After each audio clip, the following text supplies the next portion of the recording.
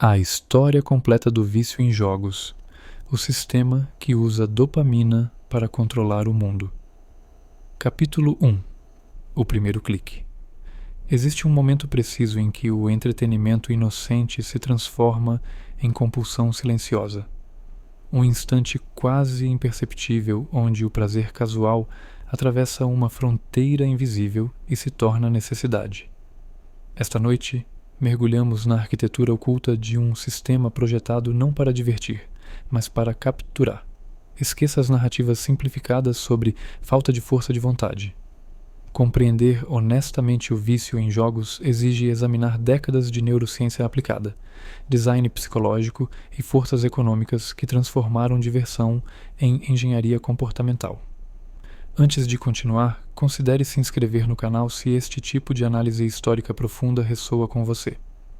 Estou curioso de onde você está assistindo e o que te atrai para estas histórias. A natureza global desta audiência nunca deixa de me fascinar. Celular de lado, mente aberta. Vamos começar. Nos laboratórios universitários da década de 1950, onde ratos pressionavam alavancas em caixas meticulosamente projetadas, cientistas descobriram algo perturbador sobre o cérebro de mamíferos. Quando eletrodos estimulavam certas regiões cerebrais, os animais abandonavam comida, água e parceiros sexuais. Pressionavam as alavancas compulsivamente, milhares de vezes por hora, até a exaustão completa. Alguns morriam sem nunca parar. Esta não era preferência. Era sequestro neurológico. O Dr. James Olds e Peter Milner, na McGill University, haviam descoberto acidentalmente o centro de recompensa cerebral. Aquilo que evoluiu durante milhões de anos para motivar sobrevivência, encontrar alimento, reproduzir, evitar predadores, podia ser ativado artificialmente, isolado da função original. O mecanismo adaptativo tornara-se vulnerabilidade explorável. Décadas mais tarde, engenheiros de software redescobririam estes princípios, não em laboratórios acadêmicos, mas em salas corporativas onde métricas de engajamento determinavam fortunas. Eles compreenderam algo fundamental. O cérebro humano não evoluiu para resistir à estimulação sob demanda de seus próprios circuitos de recompensa. Nossa neurologia foi esculpida em ambientes onde recursos eram escassos e gratificação imprevisível.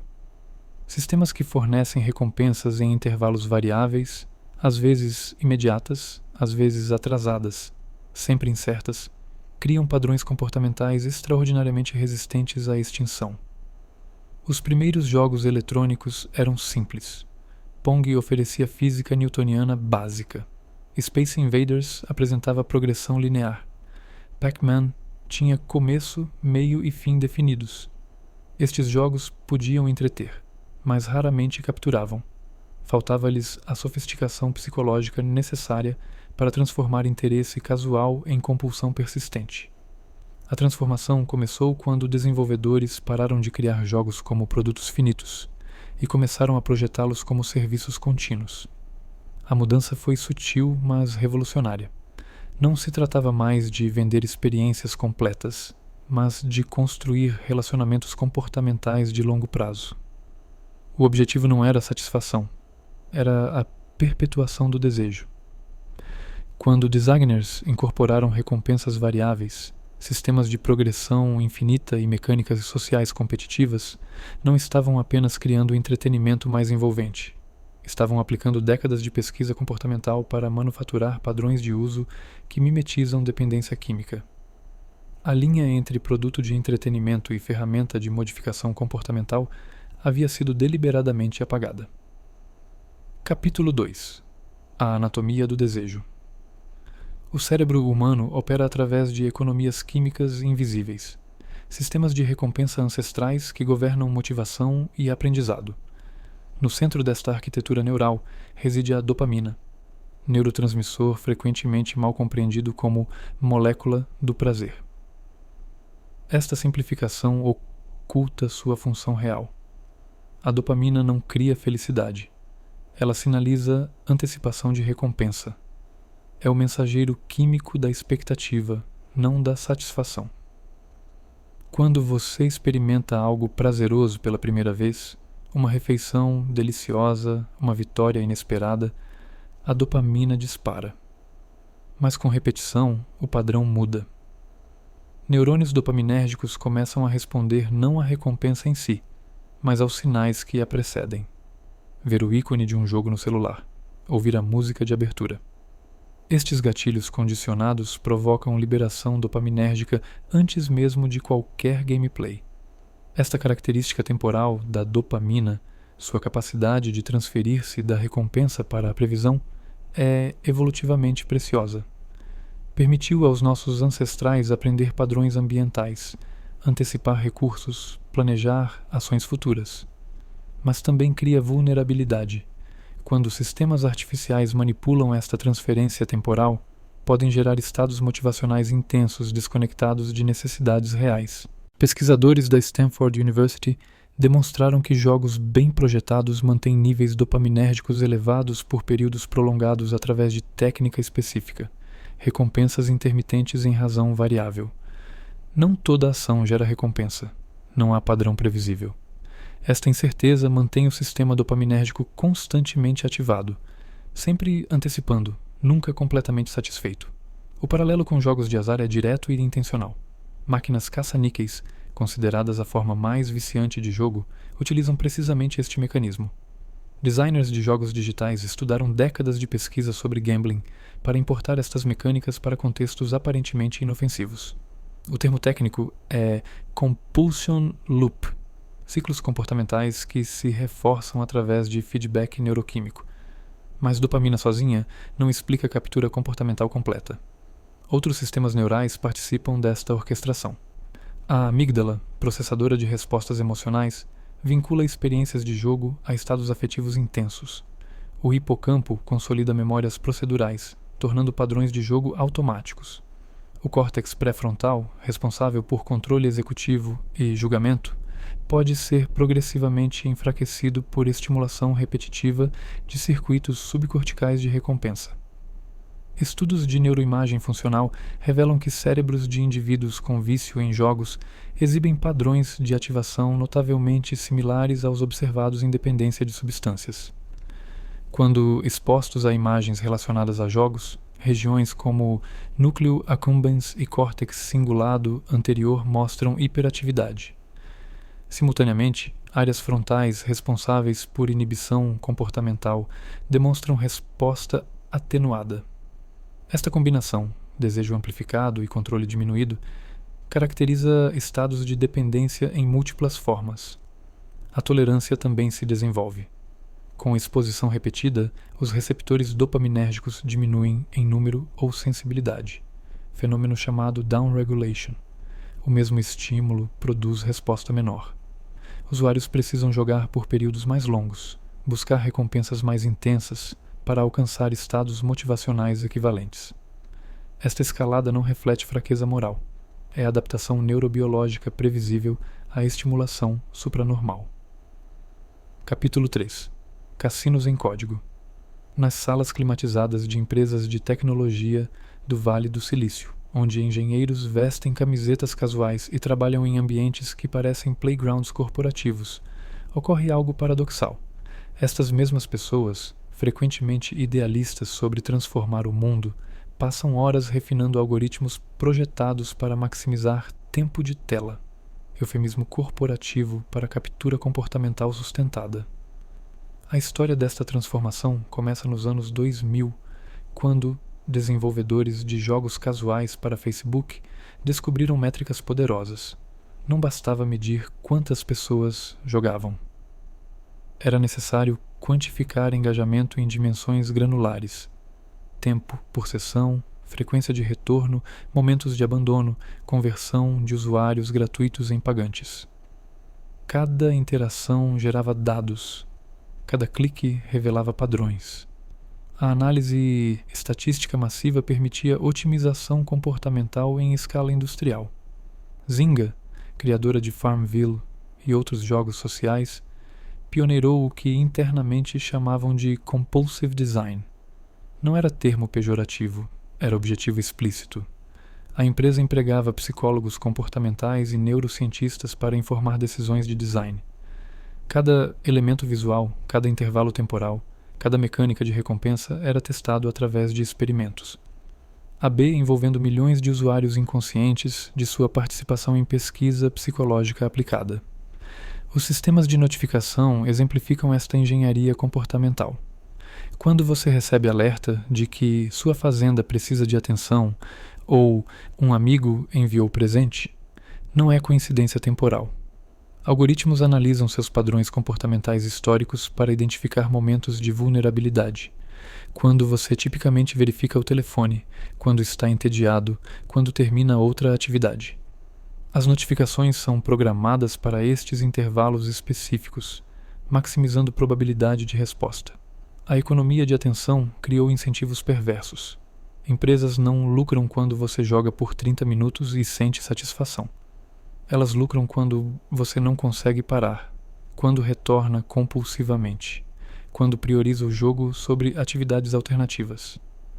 Métricas de sucesso corporativo alinham-se perfeitamente com sintomas clínicos de dependência. Uso. Apesar de consequências negativas, perda de controle sobre quantidade e frequência. Persistência mesmo quando não há mais prazer genuíno. Loot boxes, caixas virtuais contendo recompensas aleatórias, representam convergência explícita entre jogos e gambling. Você paga dinheiro real por chance probabilística de receber item desejável. O mecanismo é idêntico a máquinas caça-níqueis, mas evita regulamentação porque, tecnicamente, não oferece prêmios em dinheiro. Esta distinção legal ignora a equivalência psicológica.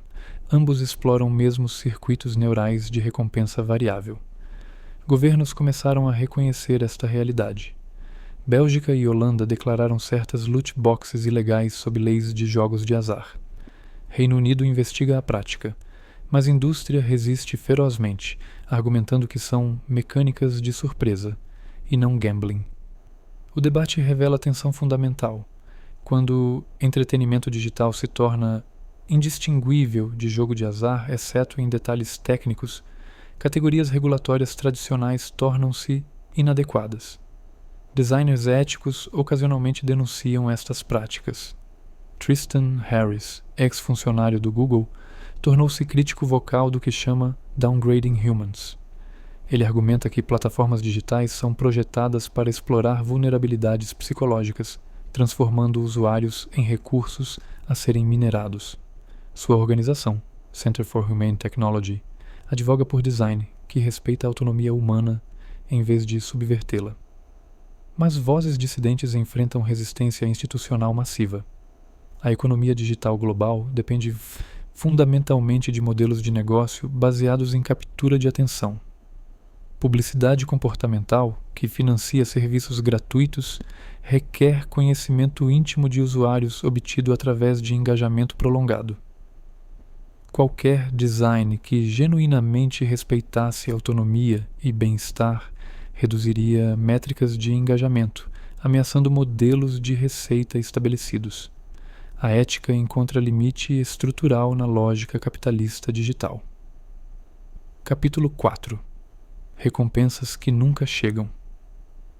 Existe diferença crucial entre satisfação e antecipação de satisfação. Jogos tradicionais ofereciam narrativas completas. Derrotava-se o vilão final, salvava-se a princesa, via-se créditos finais. Havia conclusão. Esta estrutura respeitava princípios narrativos milenares. Tensão crescente, clímax, resolução.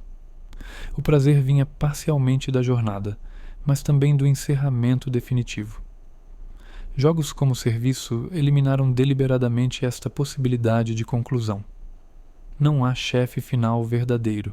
Sempre existe próximo nível, próxima temporada, próximo evento limitado. A estrutura narrativa mudou de arco fechado para espiral infinita. Esta arquitetura não é acidental. É estratégia de retenção fundamentada em princípios psicológicos específicos. O fenômeno psicológico central é chamado efeito Zeigarnik, descoberto pela psicóloga russa Bluma Zeigarnik na década de 1920. Ela observou que tarefas incompletas permanecem mais vividamente na memória que tarefas concluídas. O cérebro humano mantém processos cognitivos ativos para objetivos não resolvidos, gerando tensão psicológica leve, mas persistente. Designers modernos transformaram este insight em técnica de retenção. Garantir que sempre existam objetivos incompletos, missões pendentes, recompensas potenciais ligeiramente fora de alcance. Daily Rewards exemplificam esta estratégia. Fazer login diariamente garante pequenas recompensas crescentes, mas perder um único dia zera a progressão. Esta mecânica cria obrigação artificial, transformando escolha em compromisso. Você não joga porque quer, joga porque investiu tempo construindo streak que perder seria desperdício. A falácia do custo afundado opera silenciosamente, prendendo-o através de investimento psicológico acumulado. Sistemas de progressão infinita amplificam este efeito. Sempre existe próximo milestone, nível 50, depois 100, depois 200. Cada objetivo alcançado não traz satisfação duradoura, imediatamente revela próxima meta. Esta estrutura de recompensa mantém estado perpétuo de quase chegando, onde satisfação completa permanece perpetuamente adiada. O fenômeno é familiar a estudantes de behaviorismo. Razões de reforço intermitente produzem comportamento mais persistente que recompensas consistentes ou ausência de recompensas.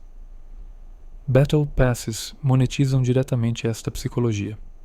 Você compra acesso à trilha de recompensas escalonadas, mas recebê-las requer horas de gameplay dentro de janela temporal limitada. O investimento monetário cria pressão adicional. Você já pagou? Então deve extrair valor jogando. Tempo limitado adiciona urgência artificial. A combinação é potente. Você está simultaneamente perseguindo recompensas futuras e evitando perda de investimento passado. Comparações sociais intensificam estes efeitos. Leaderboards, rankings globais, sistemas de tier, todos funcionam através de comparação perpétua com outros. Você nunca é simplesmente bom, você é melhor ou pior que milhões de outros jogadores. Esta competição infinita garante que mesmo jogadores altamente habilidosos experimentem inadequação relativa, motivando esforço contínuo. Sociólogos identificam aqui manifestação digital do que Thorstein Veblen chamou consumo conspícuo, e mais tarde Pierre Bourdieu teorizou como capital cultural. Status dentro de comunidades de jogo torna-se forma de distinção social. Skins raras, conquistas difíceis, rankings elevados. Estes não têm valor utilitário, mas funcionam como marcadores de status que conferem reconhecimento social dentro de grupos específicos. A ironia é amarga. Jogadores perseguem incansavelmente recompensas virtuais que não aumentam felicidade duradoura. Estudos em psicologia hedônica demonstram que adaptação a mudanças positivas ocorre rapidamente. A skin lendária que você perseguiu por semanas perde brilho em dias. O nível máximo que parecia distante torna-se novo baseline. Este fenômeno, hedonic treadmill, garante que satisfação genuína permaneça sempre além do horizonte, não importa quantas conquistas você acumule. Capítulo 5. O custo invisível do gratuito. Nada que captura tanto tempo e atenção pode ser genuinamente gratuito. Esta verdade econômica fundamental é obscurecida por modelo de negócio que domina jogos mobile e muitos jogos de PC, free to play. Você baixa sem custo inicial. Joga por horas sem pagar. Aparentemente, recebe entretenimento sem transação comercial. Esta aparência é a ilusão cuidadosamente construída. O modelo freemium opera através de conversão assimétrica. Vasta maioria dos jogadores nunca paga, mas pequena minoria, frequentemente menos de 5%, subsidiza toda a operação através de gastos substanciais. Estes paying players, especialmente categoria conhecida como whales, baleias, podem gastar milhares ou até dezenas de milhares de dólares em único jogo. A estrutura econômica inteira depende de identificar e cultivar estes grandes gastadores. Mas quem são as baleias? A análise demográfica revela padrão preocupante. Embora alguns sejam simplesmente afluentes, muitos são indivíduos com um controle financeiro precário que gastam além de suas capacidades. Estudos indicam correlação entre gastos elevados em jogos mobile e indicadores de problemas de gambling. A indústria essencialmente identifica jogadores vulneráveis e otimiza sistemas para maximizar a extração de valor destes indivíduos específicos. Técnicas de targeting são sofisticadas. Algoritmos de machine learning analisam padrões comportamentais para identificar usuários com alta probabilidade de conversão. Estes jogadores recebem ofertas personalizadas, deals exclusivos, oportunidades temporárias calibradas para maximizar probabilidade de compra. Não é coincidência quando você vê oferta perfeitamente cronometrada após série de derrotas frustrantes. O sistema detectou o momento de vulnerabilidade emocional. Dark patterns, interfaces intencionalmente enganosas, permeiam estes sistemas. Botões de compra são grandes e coloridos. Botões para fechar ofertas são pequenos e discretos. Preços são apresentados em moedas virtuais intermediárias, gems, coins, crystals, que obscurecem custo real. Promoções criam falsa urgência através de timers de contagem regressiva, mesmo quando ofertas retornam regularmente. Cada elemento é projetado para reduzir deliberação e facilitar compras impulsivas. Para jogadores que não pagam, o custo é diferente, mas igualmente real. Dados comportamentais. Cada ação no jogo é registrada, analisada, incorporada em perfis detalhados. Estes dados têm valor comercial substancial, informando não apenas design futuro, mas também sendo vendidos a brokers de dados. Sua atenção é convertida em commodity através de sistemas publicitários integrados. Você não é cliente. Você é produto sendo vendido a anunciantes. O termo técnico é Attention Economy. Em mercado onde tempo e atenção humana são recursos escassos, plataformas que capturam estes recursos controlam valor econômico massivo. Jogos gratuitos competem não apenas entre si, mas com todas as outras demandas por sua atenção, trabalho, relacionamentos, educação, sono. A vitória econômica vem de dominar share of mind, independentemente do impacto no bem-estar individual. Críticos argumentam que este modelo é fundamentalmente exploratório. Ele identifica vulnerabilidades psicológicas e as monetiza. Diferentemente de produtos tradicionais onde você paga preço conhecido por valor definido, jogos freemium extraem valor indeterminado através de mecanismos psicológicos que operam abaixo da consciência deliberada. O consentimento torna-se questionável quando escolhas são influenciadas por design manipulativo. Alguns países começam a regular estas práticas. Japão impôs restrições em complete gacha, mecânica particularmente predatória. China exige divulgação de probabilidades em loot boxes. União Europeia investiga se certos padrões de design violam leis de proteção ao consumidor. Mas regulamentação enfrenta desafios. Práticas evoluem rapidamente, jurisdições variam, e lobby da indústria é poderoso e bem financiado. Alternativas existem. Alguns desenvolvedores independentes rejeitam freemium, optando por preços únicos ou assinaturas transparentes. Estes modelos alinham melhor incentivos desenvolvedores com o bem-estar de jogadores. Sucesso vem de criar experiências genuinamente valiosas, não de maximizar extração através de vulnerabilidades psicológicas. Mas estas vozes permanecem minoritárias em indústria dominada por lógica de crescimento e monetização agressiva. Capítulo 6. Quando diversão se torna trabalho. Existe ponto de inflexão onde entretenimento se transforma imperceptivelmente em obrigação. Inicialmente você joga porque quer. O jogo oferece diversão, desafio, estimulação. Mas, gradualmente, a motivação intrínseca é substituída por motivação extrínseca. Você joga não por prazer, mas para completar daily quests, manter streak, subir ranking, não desperdiçar Battle Pass. O jogo tornou-se segunda profissão não remunerada. Psicólogos distinguem entre motivação intrínseca, fazer algo pelo prazer inerente à atividade, e motivação extrínseca, fazer algo para obter recompensas externas ou evitar punições. Pesquisa robusta demonstra que recompensas externas podem efetivamente minar motivação intrínseca, fenômeno chamado Overjustification Effect. Quando a atividade previamente prazerosa torna-se vinculada a recompensas externas, o prazer original diminui. Jogos modernos sistematicamente convertem motivação intrínseca em extrínseca através de sistemas de recompensa elaborados. Jogar por diversão é substituído por jogar para desbloquear, completar, conquistar. Cada ação é quantificada, cada momento transformado em métrica. A experiência lúdica dissolve-se em contabilidade de achievements. Você não está mais jogando, está trabalhando em segundo emprego, cujo salário é satisfação psicológica artificialmente manufaturada. FOMO, Fear of Missing Out, opera como mecanismo de coerção psicológica. Eventos temporários, ofertas limitadas, temporadas com duração definida, todos criam a ansiedade de perder conteúdo que nunca retornará. Esta escassez artificial é completamente manufaturada. Não existem limites materiais em itens digitais, mas escassez percebida gera urgência real, transformando escolha livre em imperativo psicológico. A gamificação de tarefas diárias dentro de jogos espelha ironicamente gamificação de vida fora deles.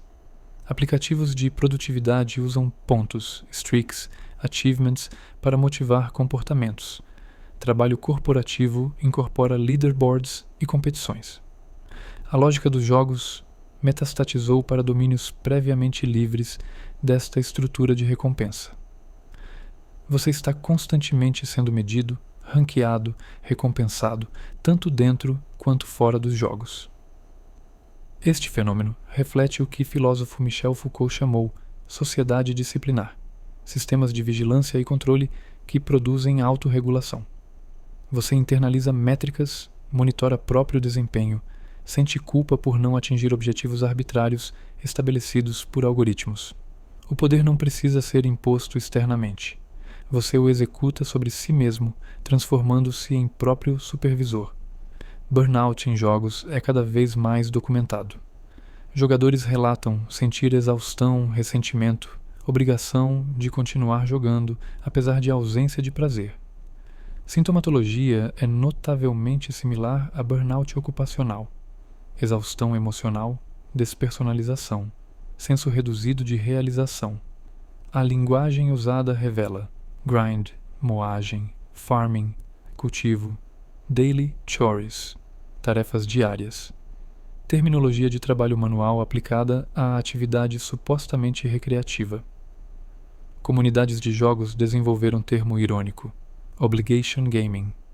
Fóruns estão repletos de desabafos sobre sentir necessidade de jogar, mesmo quando não há mais diversão. Alguns jogadores estabelecem múltiplos despertadores para não perder eventos de horários específicos. Outros planejam férias ao redor de calendários de jogo. Prioridades inverteram-se. Vida é organizada para acomodar demandas do jogo, não o oposto. A ironia final é que esta transformação não é bug, é feature. Desenvolvedores intencionalmente projetam para criar hábitos compulsivos. Métricas de engajamento não distinguem entre jogo prazeroso e jogo obrigatório. Ambos são quantificados identicamente. Empresas não têm incentivo para questionar se tempo de tela representa genuína satisfação ou aprisionamento psicológico.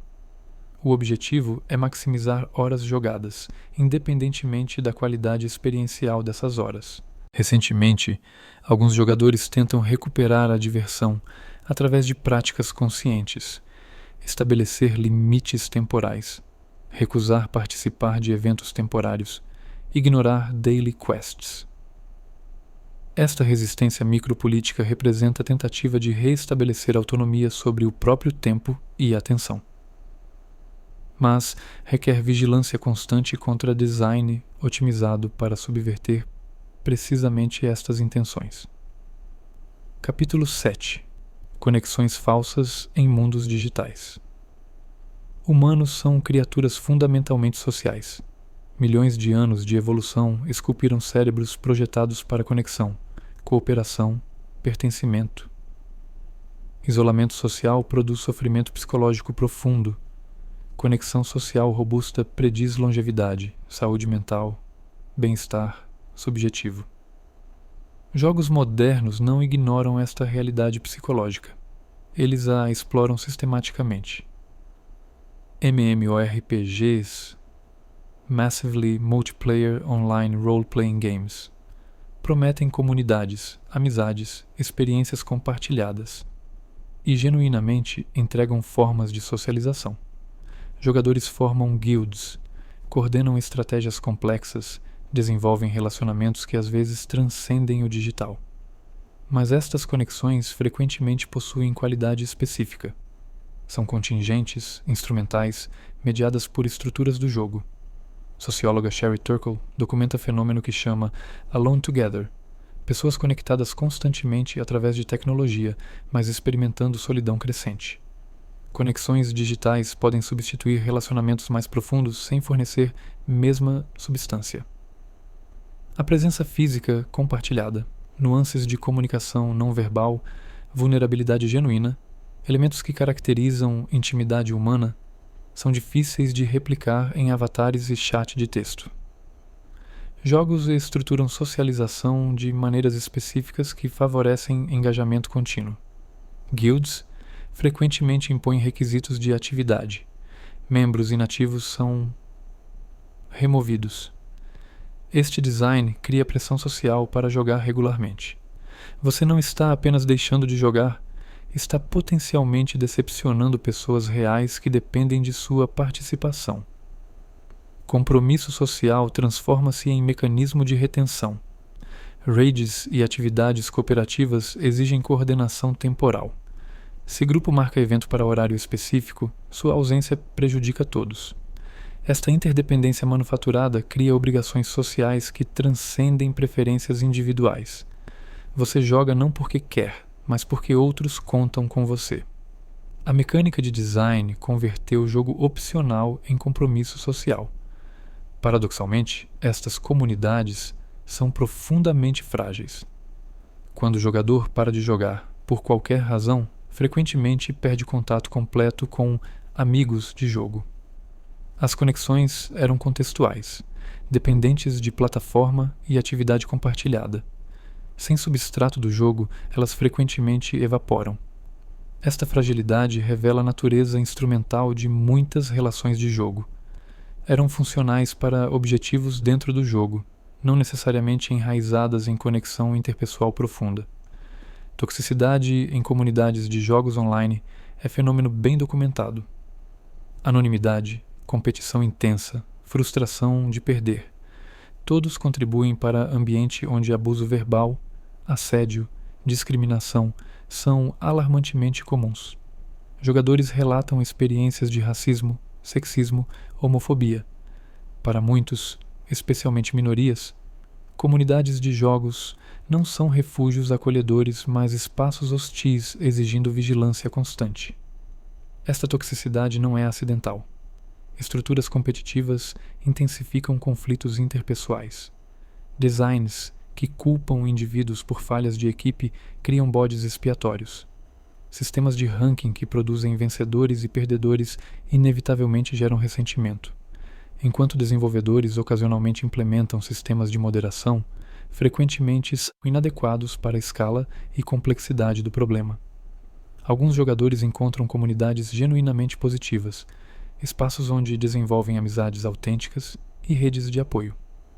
Estas experiências são reais e valiosas, mas pesquisa sugere que são mais exceção que regra.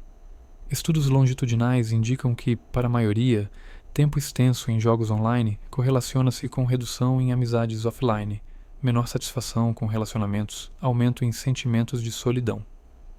O problema é estrutural. Jogos que maximizam o engajamento necessariamente competem com outras formas de socialização.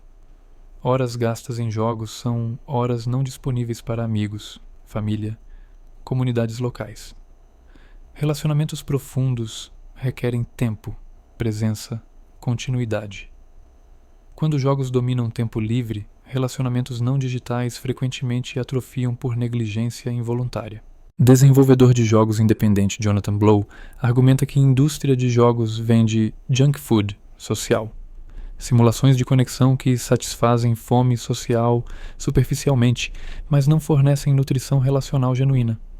Esta analogia é potente. Assim como alimentos ultraprocessados ativam sistemas de recompensa alimentar sem fornecer nutrientes necessários, jogos sociais podem ativar sistemas de conexão social sem cultivar intimidade genuína. Capítulo 8. A economia da impotência aprendida. Em laboratório na Universidade da Pensilvânia, em 1967, psicólogo Martin Seligman conduziu experimentos perturbadores com cães. Animais expostos repetidamente a choques elétricos inevitáveis desenvolveram um padrão comportamental específico. Mesmo quando posteriormente colocados em situações onde fuga era possível, eles não tentavam escapar. Haviam aprendido impotência. Esta descoberta lançou décadas de pesquisa sobre desamparo aprendido e suas manifestações em humanos. Jogos modernos frequentemente implementam versões sutis deste condicionamento. Através de mecânicas pay-to-win, eles criam cenários onde progressão significativa sem pagamento é teoricamente possível, mas praticamente extenuante. Jogador gratuito pode avançar, mas enfrentará dificuldades desproporcionais, progressão lenta, desvantagens sistemáticas. O jogo comunica mensagem implícita. Você pode tentar, mas está em desvantagem fundamental. Esta estrutura é psicologicamente insidiosa. Jogadores experimentam frustração repetida. São derrotados por oponentes com equipamento superior, comprado com dinheiro real. Progridem marginalmente enquanto outros saltam à frente através de compras. Gradualmente, alguns desenvolvem crença de que esforço por si só é insuficiente. A única maneira de competir genuinamente é gastar. Impotência aprendida torna-se caminho para a conversão monetária. Loot boxes adicionam camada adicional de desamparo. Aleatoriedade completa. Você não pode simplesmente comprar item desejado. Pode apenas comprar chances probabilísticas. Mesmo gastando, sucesso não é garantido. Esta incerteza é intencionalmente frustrante. Estudos comportamentais demonstram que recompensas probabilísticas podem ser mais viciantes que recompensas garantidas precisamente porque criam esperança persistente. Próxima tentativa pode ser a sortuda. A sensação é familiar a qualquer um que experimentou gambling problemático.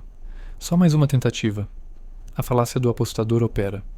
Após várias tentativas mal sucedidas, intuitivamente parece que sucesso é devido, embora cada tentativa seja estatisticamente independente. Esta intuição errônea mantém pessoas comprando, tentando, esperando, mesmo quando o valor esperado é claramente negativo. Sistemas de power creep, inflação constante de poder em jogos, garantem que vantagens compradas sejam temporárias. Equipamento que era dominante torna-se obsoleto em meses. Novos níveis de poder são introduzidos, exigindo novos investimentos. Este design cria ciclo perpétuo.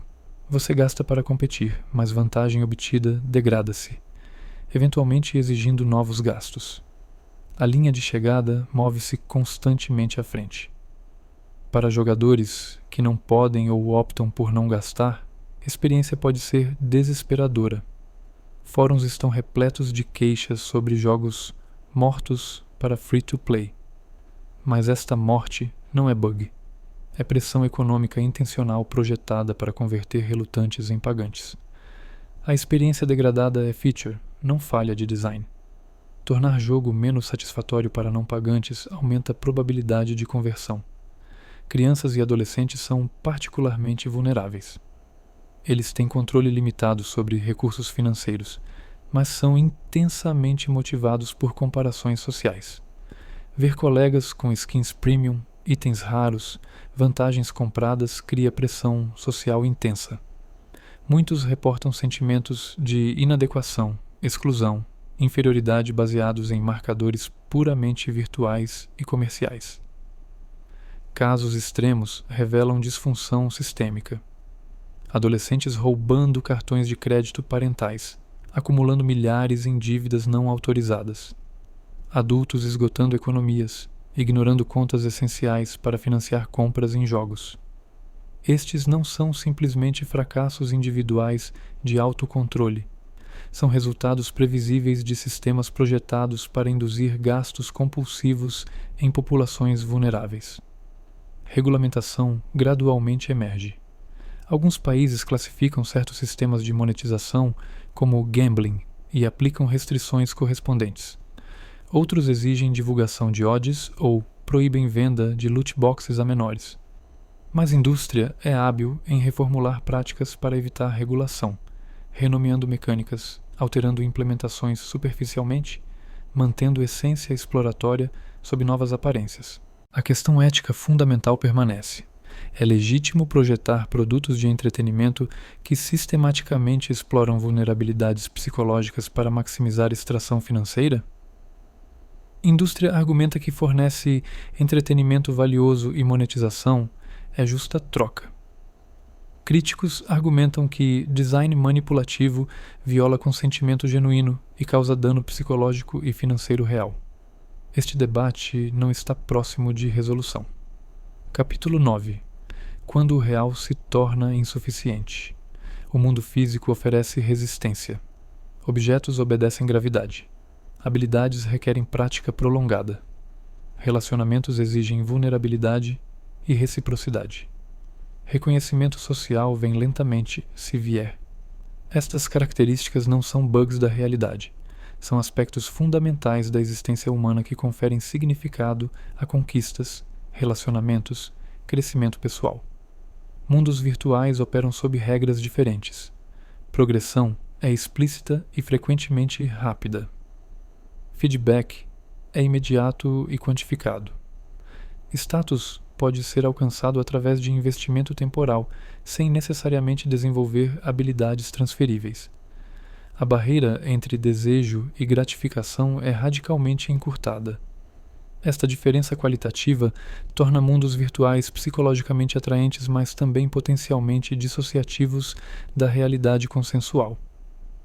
Para indivíduos enfrentando desafios em vida offline, rejeição social, fracasso acadêmico ou profissional, falta de direção, problemas familiares, jogos podem oferecer refúgio onde senso de competência e pertencimento são facilmente acessíveis.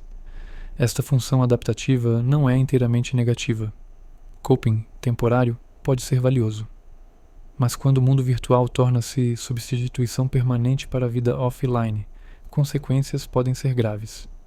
Psicólogos identificam um fenômeno chamado escapismo desadaptativo, uso de experiências imersivas para evitar sistematicamente processar desafios reais. Diferentemente de escapismo recreativo saudável, ler ficção, assistir filmes, versão desadaptativa envolve substituição, responsabilidades são negligenciadas, relacionamentos atrofiam, desenvolvimento pessoal estagna. Jogo não complementa a vida, substitui-a. Casos extremos ilustram dramática desta substituição. Coreia do Sul documenta mortes atribuídas a sessões de jogo extremamente prolongadas, indivíduos jogando por dias consecutivos sem sono, alimentação ou cuidados básicos adequados. Embora sejam extremos, revelam possibilidade de dissociação completa entre impulsos virtuais e necessidades físicas. Mais comum é deterioração gradual. Relacionamentos deterioram-se por negligência, desempenho acadêmico ou profissional declina, saúde física sofre por sedentarismo e má nutrição. Indivíduos frequentemente reconhecem estes problemas, mas sentem-se incapazes de modificar comportamento. Tentativas de reduzir tempo de jogo geram ansiedade, irritabilidade, preocupação obsessiva, sintomas consistentes com abstinência. Neurologicamente, a adaptação ocorre. Cérebros moldados por estimulação constante de jogos podem ter dificuldade processando ritmos mais lentos da realidade. Atividades antes prazerosas, conversação, caminhadas, leitura, podem parecer insuficientemente estimulantes. Limiar de engajamento aumenta. Experiências comuns tornam-se subjacentemente entediantes. Este anedonia parcial cria ciclo vicioso. Vida offline torna-se menos satisfatória, aumentando dependência de gratificações virtuais. Adolescentes são particularmente vulneráveis a esta reorganização neurológica. Cérebros em desenvolvimento são mais plásticos, facilmente moldados por experiências repetidas. Exposição extensiva durante períodos formativos pode literalmente moldar a arquitetura neural de maneiras que priorizam o processamento de estímulos de jogo sobre outros tipos de informação e experiência. Famílias descrevem mudanças de personalidade. Jovens anteriormente sociáveis tornam-se retraídos, comunicando-se minimamente exceto sobre jogos. Interesses anteriores, esportes, música, arte, são abandonados. Discussões sobre limitar tempo de jogo provocam reações desproporcionais, raiva intensa, manipulação, promessas não cumpridas. Dinâmicas familiares reorganizam-se em torno de conflitos sobre jogos. Tratamento clínico de vício em jogos frequentemente revela trauma subjacente, ansiedade social, depressão. Jogo não é tipicamente problema primário. É sintoma ou mecanismo de coping para sofrimento mais profundo. Esta realidade complica a intervenção. Simplesmente remover acesso a jogos sem abordar questões subjacentes frequentemente resulta em substituição, outras formas de compulsão, ou recaída. Abordagens terapêuticas eficazes focam em reconstruir vida offline, desenvolver habilidades sociais, identificar fontes alternativas de significado e competência, processar traumas não resolvidos. O objetivo não é necessariamente abstinência completa de jogos, mas restaurar equilíbrio, onde jogo é escolha consciente entre muitas, não fuga compulsiva única disponível. Capítulo 10. Infância digitalizada. Criança de 4 anos navegando tablet com destreza motora impressionante. Criança de 7 anos com coleção de skins que nunca usará em objetos físicos. Adolescente cujo relacionamento primário é com guild online, que nunca encontrou pessoalmente. Esta é a realidade de infância contemporânea para a porção crescente da população global. Desenvolvimento infantil depende fundamentalmente de tipos específicos de experiência. Jogo não estruturado que desenvolve criatividade e resolução de problemas. Interação face a face que ensina leitura de emoções e empatia. Desafios físicos que desenvolvem competência corporal e resiliência. Tempo de tédio que cultiva recursos internos. Jogos digitais fornecem alguns destes elementos, mas não todos, e frequentemente em formas empobrecidas. Pediatras expressam preocupação crescente sobre desenvolvimento atrasado em habilidades motoras finas e grossas.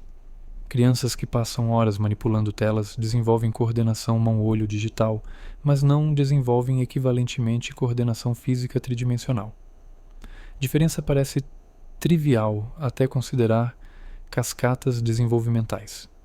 Habilidades motoras conectam-se a desenvolvimento cognitivo e emocional de maneiras complexas. Linguagem é particularmente afetada. Aquisição de linguagem depende de interação conversacional, turnos recíprocos de comunicação com feedback temporal imediato. Telas não fornecem este tipo de interação, mesmo quando educacionais. Crianças precisam de rostos humanos respondendo contingentemente às suas vocalizações. Substituir isto com conteúdo digital, por mais bem projetado, não desenvolve habilidades linguísticas equivalentemente. A atenção é moldada por experiências precoces. Exposição extensa a estímulos digitais de ritmo rápido, mudanças de cena em segundos, gratificações instantâneas, estimulação sensorial constante. Pode tornar difícil para crianças sustentar atenção em contextos menos estimulantes. Ambientes educacionais tradicionais exigem atenção sustentada a estímulos moderados. Crianças condicionadas à estimulação digital frequentemente lutam nestes ambientes. Diagnósticos de TDAH aumentaram dramaticamente nas últimas décadas. Embora múltiplos fatores contribuam, alguns pesquisadores sugerem que exposição digital precoce pode produzir sintomas indistinguíveis de TDAH em crianças neurologicamente normais. Distinção é clinicamente difícil e consequências são significativas. Medicação versus mudança ambiental. Representam intervenções fundamentalmente diferentes. Sono é cronicamente comprometido. Luz azul de telas suprime melatonina, atrasando o início do sono. Conteúdo estimulante mantém sistemas de alerta ativados. Crianças e adolescentes frequentemente jogam até horas tardias, resultando em privação de sono crônica. Esta privação afeta humor, aprendizado, regulação emocional, função imunológica. Consequências são sistêmicas e substanciais. Socialização digital substitui parcialmente socialização física. Crianças passam menos tempo brincando em grupos locais, desenvolvendo habilidades de negociação, resolução de conflitos, empatia incorporada. Interações mediadas por avatares e texto não desenvolvem mesmas competências sociais. Habilidades de leitura de expressões faciais, tom de voz, linguagem corporal atrofiam por falta de prática. Pais enfrentam dilemas genuínos. Limitar acesso digital pode socialmente isolar crianças em contextos onde pares estão todos conectados. Permitir acesso irrestrito resulta em problemas documentados acima. Não existe solução simples. Orientações pediátricas recomendam limites, mas implementação é desafiadora em contextos onde pais também estão digitalmente saturados. Escola luta para adaptar-se. Alguns educadores abraçam gamificação, incorporando mecânicas de jogo em aprendizado. Outros argumentam que isto perpetua problema, condicionando crianças a exigir recompensas externas para engajamento em vez de cultivar curiosidade intrínseca. Debate reflete tensões mais amplas sobre objetivos educacionais e natureza da motivação. A questão geracional é inevitável. Crianças atuais desenvolverão adaptações que gerações anteriores não possuem, tornando preocupações obsoletas? Ou estamos testemunhando experimento massivo, não controlado com desenvolvimento humano, cujas consequências completas só emergirão décadas à frente? Dados longitudinais necessários para responder definitivamente ainda não existem. Estamos no meio do experimento. Capítulo 11. A indústria responde sob pressão crescente de pesquisadores, reguladores e público. Indústria de jogos desenvolveu respostas multifacetadas. Algumas são tentativas genuínas de mitigar danos. Outras são relações públicas projetadas para prevenir regulamentação mais rigorosa. Distinguir entre as duas exige análise cuidadosa de implementação e efeitos reais versus retórica corporativa. Ferramentas de monitoramento de tempo tornaram-se comuns. Plataformas agora frequentemente incluem dashboards mostrando o tempo jogado diariamente ou semanalmente. Alguns sistemas enviam notificações após períodos prolongados. Superficialmente, isto demonstra responsabilidade corporativa. Mas críticos notam que estas ferramentas são opt-in, facilmente ignoradas, e não modificam o design subjacente projetado para maximizar tempo de jogo. Controles parentais permitem que pais limitem tempo de jogo ou acesso a compras. Implementação varia amplamente entre plataformas. Alguns sistemas são robustos e difíceis de contornar. Outros são facilmente vencidos por crianças minimamente tecnicamente competentes. Efetividade depende não apenas de tecnologia, mas de dinâmicas familiares e capacidade parental de manter limites contra resistência intensa. Organizações da indústria desenvolveram diretrizes voluntárias sobre loot boxes, publicidade para crianças, divulgação de odds. Estas iniciativas de autorregulação são apresentadas como alternativa preferível à legislação governamental. Céticos argumentam que autorregulação voluntária raramente é eficaz quando conflita com incentivos financeiros fundamentais. Histórico em outras indústrias, tabaco, alimentos processados, combustíveis fósseis, sugere ceticismo é justificado. Alguns desenvolvedores realmente tentam design mais ético. Monument Valley, Journey, Stardew Valley.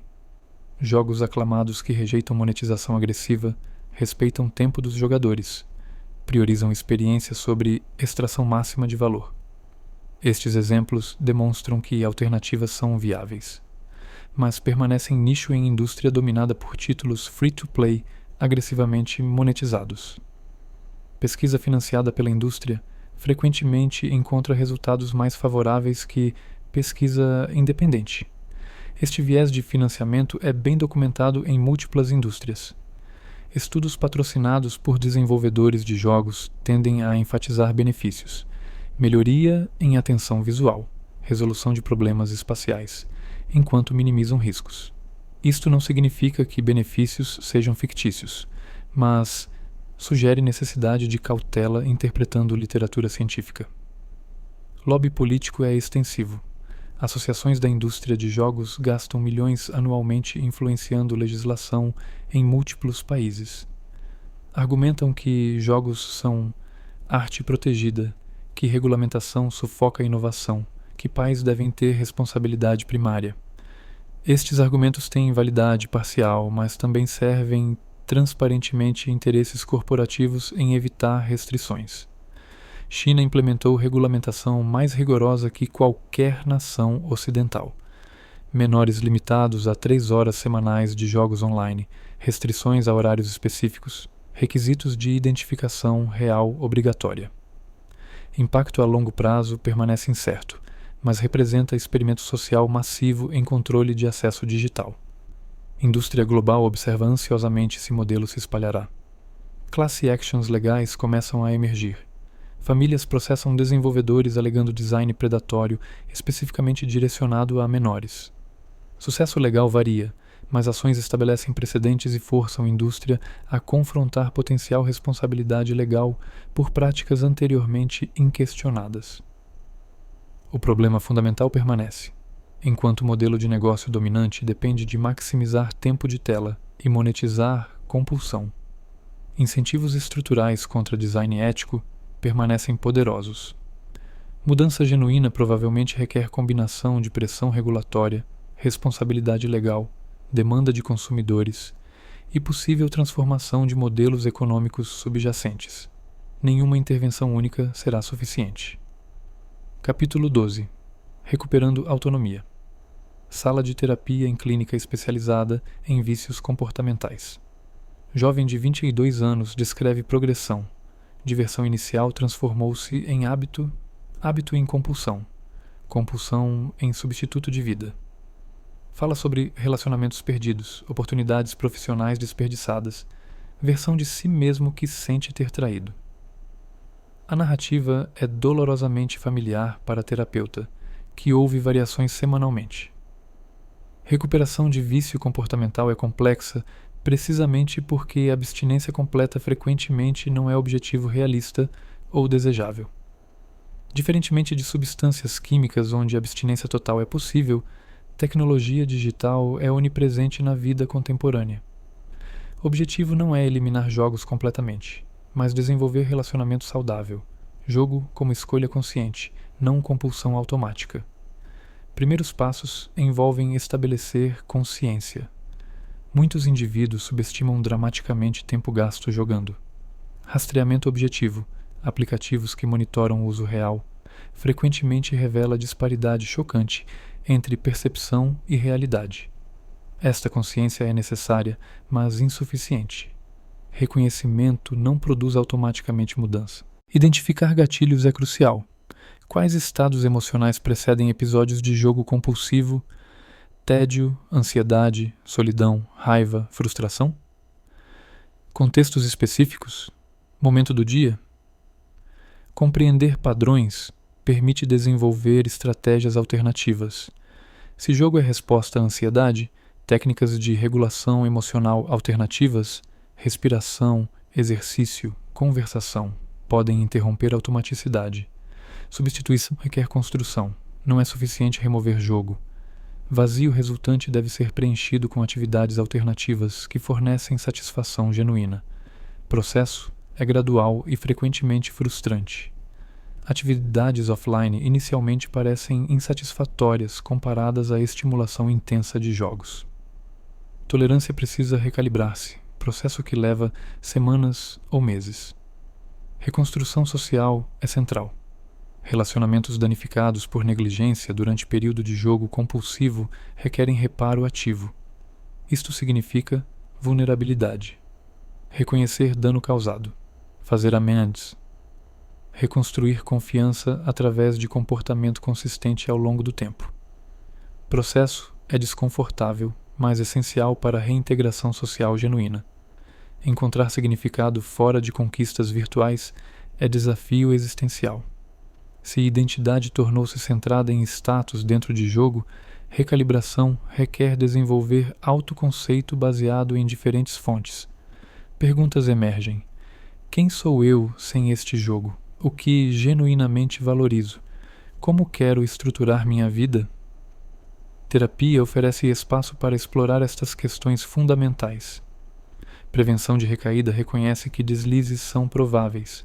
Momentos de estresse, tédio intenso, eventos gatilho podem precipitar retorno a padrões antigos. Ao invés de interpretar deslizes como falhas catastróficas, a abordagem terapêutica os enquadra como informação, oportunidades para identificar vulnerabilidades persistentes e refinar estratégias de coping. Alguns encontram valor em comunidades de recuperação, fóruns online ou grupos presenciais de indivíduos enfrentando desafios similares. Compartilhar experiências, estratégias, desafios cria senso de solidariedade e reduz isolamento. Para indivíduos cuja socialização primária ocorria em jogos, estas comunidades oferecem transição para a conexão social baseada em autenticidade em vez de avatares. Nível societal, recuperar a autonomia coletiva requer mudanças estruturais. Educação digital, robusta, que ensina não apenas uso de tecnologia, mas compreensão crítica de como design influencia comportamento. Regulamentação que limita práticas mais predatórias. Modelos de negócio alternativos que não dependem de maximizar compulsão. Cultura que valoriza atenção e presença em vez de conectividade constante. A história de vício em jogos é a história mais ampla sobre poder, vulnerabilidade, escolha e autonomia em era digital. Não é narrativa simples de vítimas inocentes versus corporações malévolas. É rede complexa de decisões individuais, incentivos econômicos, capacidades tecnológicas, fraquezas psicológicas, estruturas sociais. Compreender honestamente exige resistir a simplificações e abraçar complexidade. Enquanto fechamos este percurso através de neurociência, história, economia e experiência vivida, pergunta permanece: como queremos estruturar nossa relação coletiva com tecnologias projetadas para capturar a atenção? Resposta não virá de qualquer fonte única, nem desenvolvedores, nem reguladores, nem indivíduos. Requererá negociação contínua sobre valores, limites e tipo de existência humana que aspiramos cultivar. A tela brilha, esperando seu próximo clique. A escolha, neste momento, é sua.